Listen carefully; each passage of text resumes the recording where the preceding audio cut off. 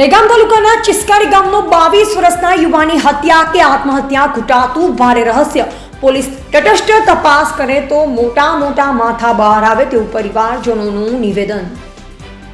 ગાંધીનગર જિલ્લાના દહેગામ તાલુકાના ચિસ્કારી ગામે રહેતો રાહુલસિંહ અશોકસિંહ સોલંકી ઉંમર વર્ષ 22 ગઈકાલ એક્ટિવા લઈ ઘરેથી નીકળ્યો ત્યારે સાંજે 7 વાગે ઘરના ફોન નંબર ઉપર રિંગ વાગી ત્યારે કોઈ અજાણ્યો વ્યક્તિ આ ફોન રિસીવ કર્યો અને જણાવ્યું હતું કે બયલ પાસે આવેલ નર્મદા કેનાલ ઉપર એક એક્ટિવાને ફોન મૂકી આ ભાઈ આત્મહત્યા કરી છે.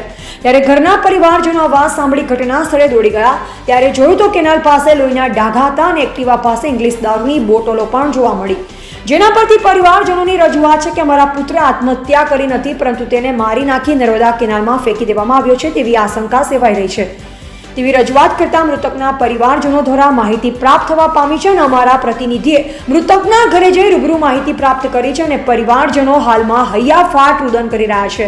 આ લખાય છે ત્યાં સુધી હજી તેની લાશ મળવા પામી નથી, પરંતુ ઘરના પરિવારોની રજૂઆત છે કે પોલીસ તટસ્થ તપાસ કરે તો આ બનાવ પાછળ મોટા માથાના નામ બહાર આવે તેમ છે તેવી રજૂઆત કરતા જોવા મળ્યા. દહેગામ તાલુકાના 22 વર્ષના યુવાને ગઈકાલ સાંજે બયાલ પાસે આવેલ નર્મદા કેનાલમાં ફેંકી દેવામાં આવ્યો છે તેવી પરિવારજનોની રજૂઆત છે. રિપોર્ટર અગરસિંહ ચૌહાણ, હરસોલી, દહેગામ.